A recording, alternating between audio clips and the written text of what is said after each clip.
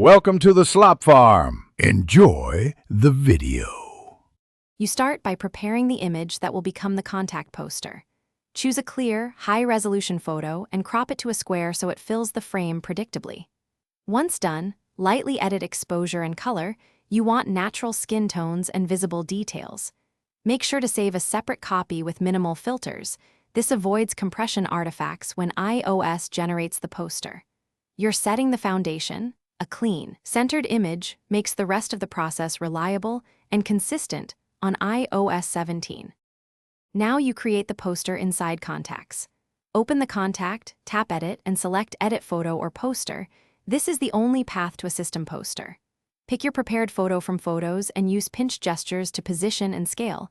This ensures key details aren't cropped out.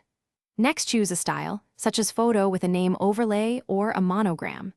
Adjust font, color, and alignment so the text contrasts with the image. This step makes the poster readable in calls and messages.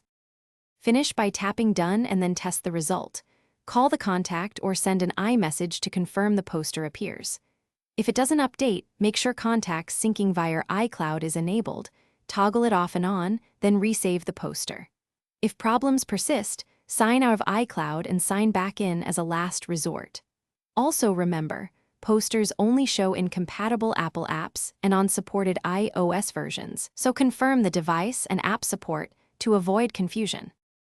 Thanks for watching. Consider subscribing if we helped you today.